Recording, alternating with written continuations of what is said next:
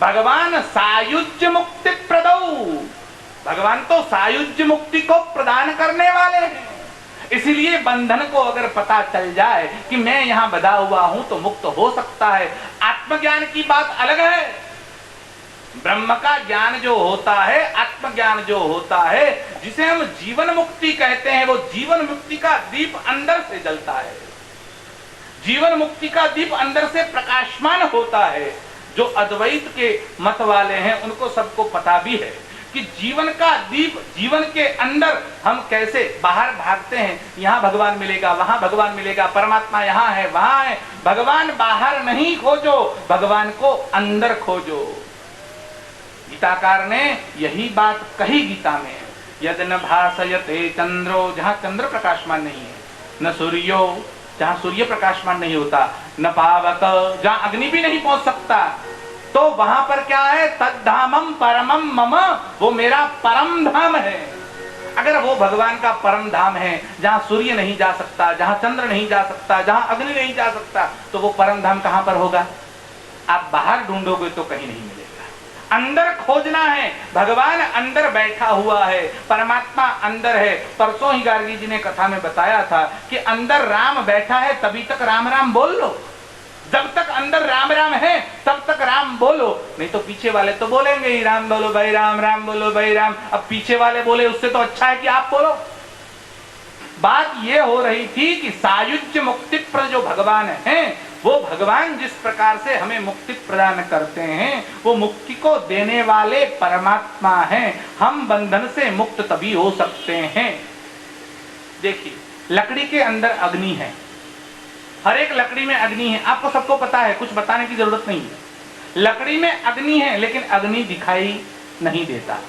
लेकिन अगर वही लकड़ी, उसके पास अगर दूसरी लकड़ी आए और दोनों लकड़ी का घर्षण हो, तो उसमें से वो अग्नि प्रकट होता है। और प्रकट होने के बाद उसी अग्नि में वो लकड़ी भस्म होकर भस्मीभूत हो जाती है, लकड़ी खाक हो जाती है। उसी प्रकार हमारे अंदर जो परमात्मा विराजमान हैं, उस ब्रह्म को पाने के लिए, आत्मज्ञान की प्राप्ति के लिए हमको भी क्या करना है? सद्गुरु रूपी दूसरी लकड़ी के साथ इस लकड़ी का घर्षण करना है। उसमें से जो अग्नि रूपी ज्योति अंदर प्रकट होगी, यानी ब्रह्म का दर्शन अंदर होने वाला है। और वो जिस दिन हो गया, तब ये जो मेरा अहम है, मैं हूं, मेरा जो देह भाव है, वो पूरा का पूरा भस्मीभूत हो जाएगा और मैं स्वयं ब्रह्म रूप बन जाता हूं।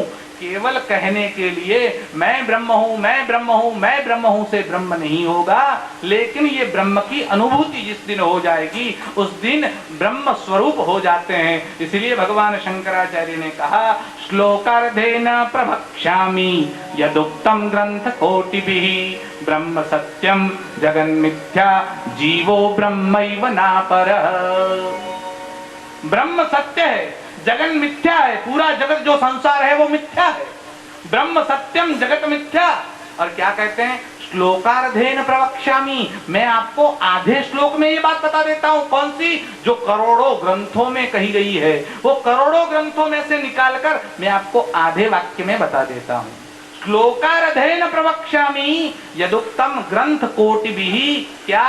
ब्रह्म सत्यम जगन मिथ्या, केवल ब्रह्म ही, परमात्मा ही सत्य है। उसको छोड़कर जो पूरा संसार है, ये जो जगत है, ये जो दृश्यमान सृष्टि है, ये जो ब्रह्मांड है, वो सब मिथ्या है।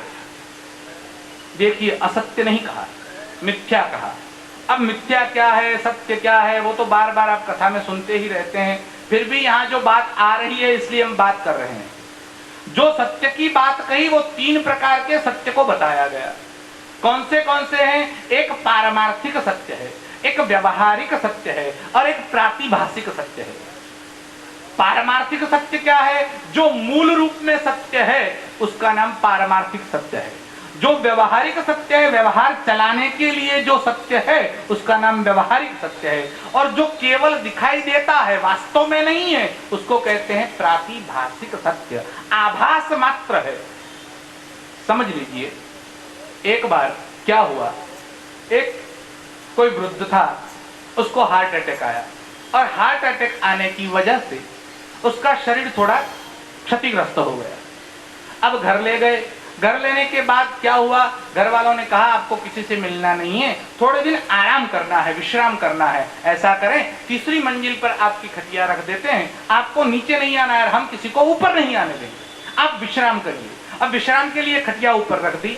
दूसरे दिन डॉक्टर ने कहा है आपको ज्यादा चलना नहीं है, ज्यादा श्रम नहीं करना है, परिश्रम नहीं उठाना है।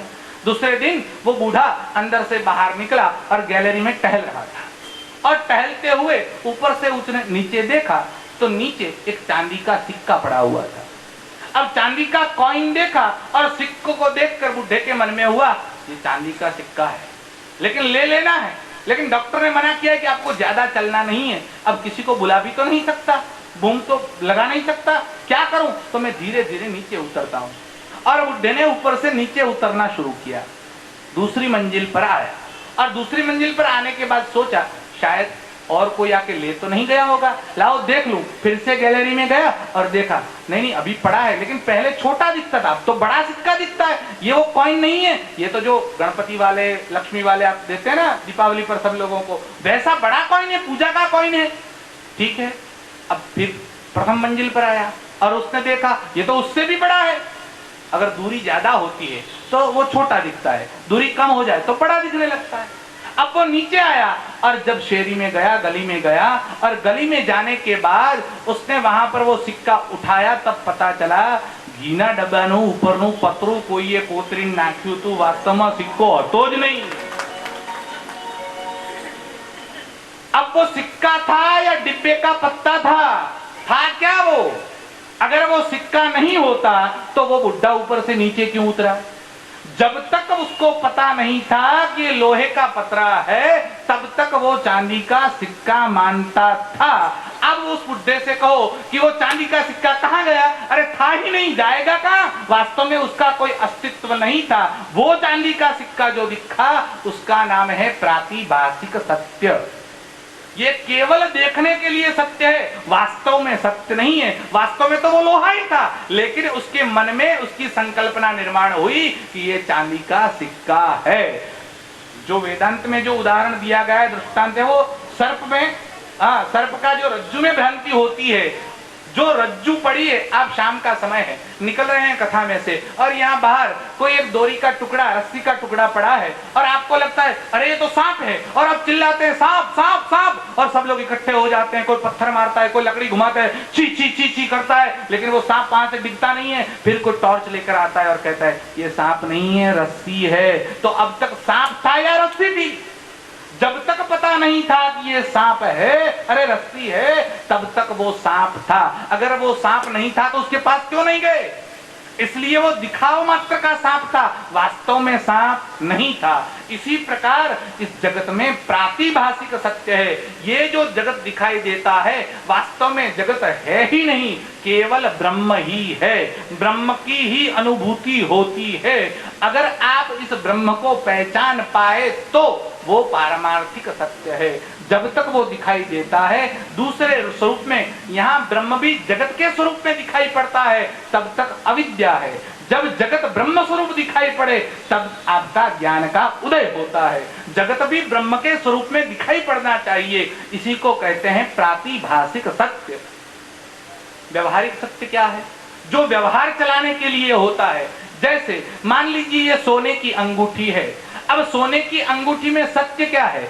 सोना सत्य है या अंगूठी सत्य है? क्या कहेंगे आप? अब वास्तव में तो सोना सत्य है, अंगूठी सत्य हो नहीं सकती। क्यों? क्योंकि अंगूठी को अगर इसी को सोनी के पास ले जाए और कन्हू भाई सोनी या हसमुख भाई सोनी को कहें कि इसको आप गाल दीजिए, तो उसको तपाएगा, उसमें से उसका बनाएगा लिक्विड, और फिर उसमें से दूसरा कुछ गहना बना देगा। आप कहिए मंगलसूत्र बनाओ या हार बनाओ या और कुछ बनाओ, तो जैसा आप चाहेंगे वैसा उसमें से बना देगा। तो अब अंगूठी कहां गई? अंगूठी विलीन हो गई।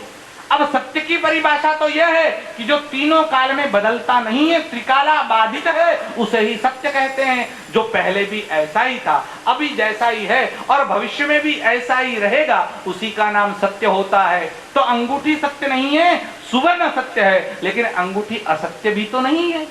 अंगूठी को आप असत्य तो नहीं कह सकते, अंगूठी उसका नाम है। व्यवहार चलाने के लिए अंगूठी बोलना पड़ता है। महाराष्ट्र में एक संत हुए और हमारे यहाँ माधवाचार्य शास्त्री हुए। माधवाचार्य शास्त्री ने यह घटना लिखी है। माधवाचार्य शास्त्री कहते थे, मैं उन संत की सेवा कर रहा था। अब वो देव महाराज थे, अब वो संत की सेवा कर रहे थे और एक कोई वैष्णवाचार्य उनसे मिलने के लिए आए और वैष्णवाचार्य ने कहा कि आप कहते हो कि सोना ही सत्य है, हम तो कहते हैं सोना भी सत्य है और अंगूठी भी सत्य है। तो उन महाराज श्री ने कहा, प्रभु आपकी बात शायद सत्य हो सकती है, मैं मान लूंगा। ऐसा करिए, मुझे सोना दे दीजिए और आपकी अंगूठी ले जाइए। अब सोना निकाल लोगे तो अंगूठी बचेगी क्या? सोना निकालने के बाद अंगूठी का अस्तित्व रह नहीं सकता, लेकिन व्यवहार चलाने के लिए जो होता है उसको अंगूठी बोला जाता है, सोना नहीं बोला जाता। इसलिए बोलने मात्र का, व्यवहार मात्र का जो सत्य है उसको कहते हैं व्यवहारिक सत्य। वास्तव में सत्य जो है वो सुवर्ण है, लेकिन उससे भी पारमार्थिक सत्य क्या है? सुवर्ण भी जिसमें से पैदा हुआ, मिट्टी भी, अरे जो भी दिखाई मान पूरा जगत है, यम यम दश्यम तत् तत् नश्यम, जितना दिखाई पड़ता है वो सब नाशवंत है, लेकिन वो जिसमें से पैदा हुआ, यानी पूरा ब्रह्मांड के कारण जो है वो परमात्मा, जिसे हम ब्रह्म कहते हैं, वो ब्रह्म ही सत्य है। कि हम जो मानते हैं तो सत्य क्या है? केवल ब्रह्म ही सत्य है। ब्रह्म को छोड़कर और कोई चीज दुनिया में सत्य नहीं है, बाकी सारी चीजें मिथ्या है। और इसी को भगवान शंकराचार्य ने लिखा, ब्रह्म सत्यम जगन मिथ्या जीवो ब्रह्मैव नापरः। इसलिए मुक्ति की अगर संभावना है, मुक्ति को अगर चाहते हैं तो क्या करना पड़ेगा? आत्मज्ञान की ज्योति जलानी पड़ेगी।